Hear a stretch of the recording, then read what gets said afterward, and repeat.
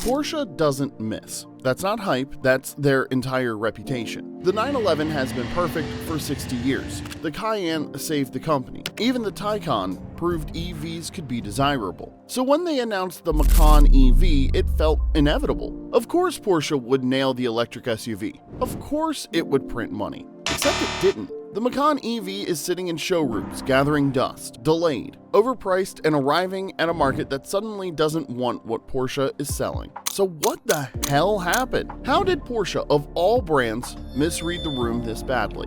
Let's rewind to when it all began. Porsche's strategy was elegant, simple even. The Macan EV would be the bridge, slotting perfectly between the Taycan sports sedan below and the massive Cayenne above. It was the Goldilocks of electric SUVs. Not too sporty, not too practical, just right. They built it on the new PPE platform. That's the Premium Platform Electric, co-developed with Audi. Sharing tech, sharing costs, and sharing risk. On paper, it's brilliant. This wasn't some rushed compliance car, this was German engineering at scale. The specs rolled out like a greatest hits album. 600 horsepower, a 300-mile range, 0 to 60 in under 4 seconds. And that intangible thing Porsche always promises, the soul of a Porsche in electric form. The marketing was everywhere. This was the no-compromise performance EV, the electric SUV for people who actually care about driving. For Porsche loyalists who wanted to go electric without feeling like they traded their 911 for a golf cart, it was supposed to be the easy sell, the layup, except it wasn't.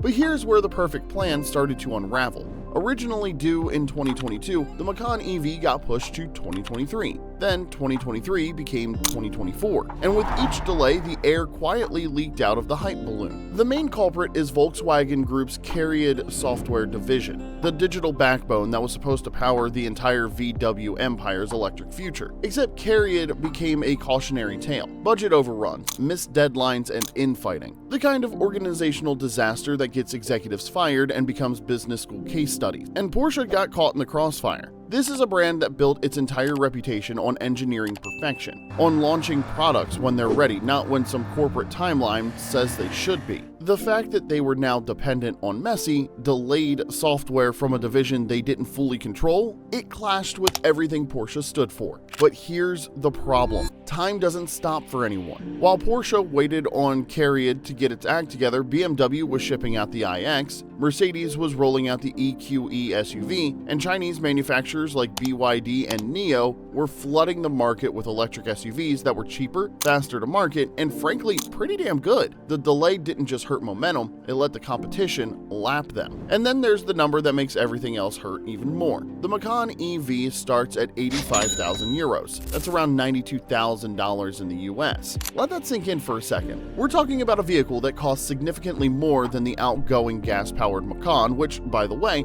Porsche is still selling right alongside it. So now you've got two Macans sitting in the same showroom. One runs on gasoline, has a proven track record, and costs about 25 to 30% less. The other is electric, unproven, and comes with a price tag that makes even wealthy Porsche buyers do the mental math. This is something called pricing cannibalization, and it's a disaster. Because if you're a customer walking into that dealership, the question becomes painfully simple. Why would I pay substantially more for less range and more hassle? And hassle is the key word here, because EV infrastructure is still wildly uneven. In Germany or Norway, sure, you're probably fine, but in Italy, Spain, and across the American South, good luck finding reliable fast charging stations outside major cities. You're asking people to pay a premium for a lifestyle that the infrastructure hasn't caught up to yet. Porsche positioned the Macan EV as the practical choice for their customers' electric future. Instead, they created a textbook case of why pricing strategy matters just as much as the product itself. But even if Porsche had nailed the timing, the software, and the pricing, they'd still be facing a much bigger problem. The market itself is turning against them. EV demand is cooling globally, and the numbers are brutal. In the EU, EV sales dropped 11.3% in Q1 of 2025, according to ASEA data. Germany, Porsche's home market, the place where this was supposed to be a guaranteed win, saw sales crater 30% in April of 2025 after the government slashed EV subsidies. Over in the US, the situation is somehow worse. Cox Automotive reports that EVs are sitting on dealer lots for an average of 113 days. Compare that to 52 days for traditional gas gas-powered cars. The excitement that defined 2021 and 2022 are gone. Consumers are hesitant. They're worried about range, about charging infrastructure, about resale values. The early EV adopters already bought their Teslas. Everyone else is waiting to see what happens next. And while legacy automakers scramble to figure out what went wrong, Chinese brands are eating everyone's lunch. BYD alone sold 1.2 million EVs in the first half of 2025, which brings us to Porsche's nightmare scenario.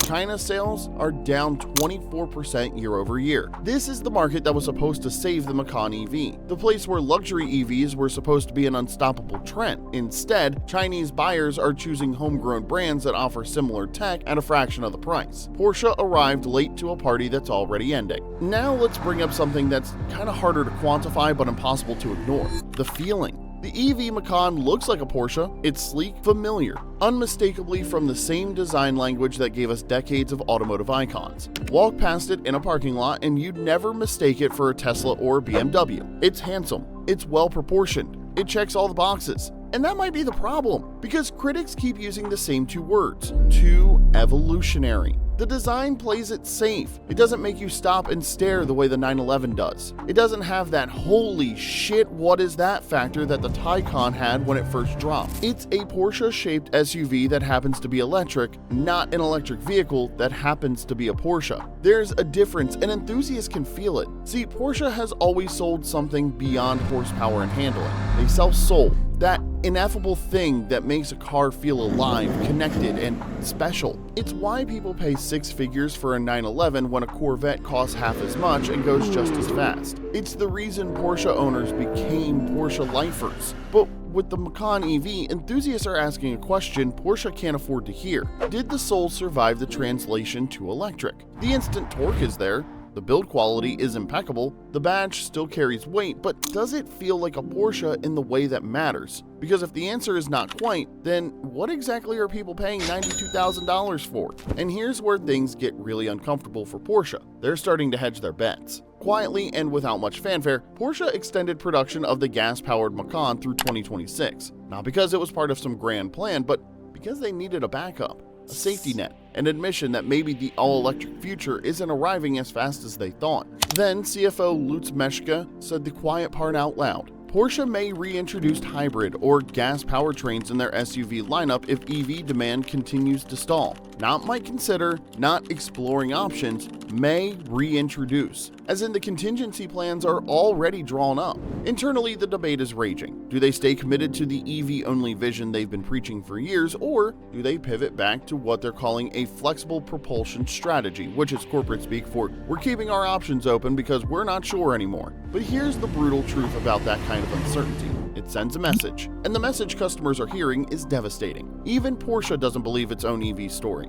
If the company that makes the Taycan, arguably the best electric sports car on the planet, is walking back its electric SUV commitments, what does that tell potential buyers? It tells them to wait, to hold off, and to see what happens next. And in the car business, wait and see is the kiss of death. So, where does that leave us? The uncomfortable truth is that the Macan EV might actually be the right car at the wrong time. It's well engineered, it's capable, and in a different timeline, one where EV adoption kept accelerating, where Cariad delivered on schedule, and where gas prices stayed high and subsidies stayed generous, this could have been Porsche's defining moment. But that's not the timeline we're in. Instead, Porsche's entire EV rollout is colliding with three major challenges that aren't going away. First, timing. The market is cooling faster than anyone planned. The wave Porsche thought they'd be riding, it's cresting earlier than expected and they're still paddling out. Second is the identity. This is the existential one. Porsche built a century-long legacy on sound, feel, and combustion thrill. The howl of a flat six, the mechanical connection between driver and machine.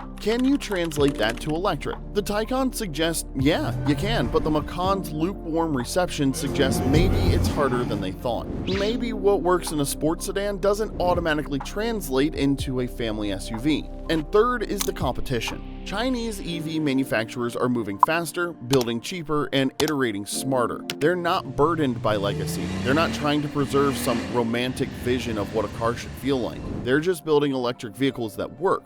pricing them aggressively and shipping them by the millions. And Porsche is caught between what they were and what they need to become. Look, the Macan EV isn't a failure, not really. It's a lesson and maybe an expensive one. Because what it proves is this: even for Porsche, even with unlimited resources and a century of automotive excellence, innovative means nothing if it doesn't connect emotionally. You can have the specs, the platform, and the badge, but if customers don't feel it, if they're not convinced this is the future they want to be a part of, none of it matters. The Macan was supposed to be the easy win, the bridge vehicle, the one that would ease Porsche loyalists into an electric future without losing what made them fall in love with the brand in the first place. Instead, it became something more complicated. A case study in how timing, pricing, software dependencies, and market sentiment can derail even the most carefully laid plans. A reminder that in the car business, being late is sometimes worse than being wrong. The question now is what Porsche does next. Does this stumble force them to rethink their electric future, to slow down, reassess, maybe even retreat to the hybrid safety of their past? Or do they double down, push forward, and trust that they can outlast this cold market and emerge stronger on the other side?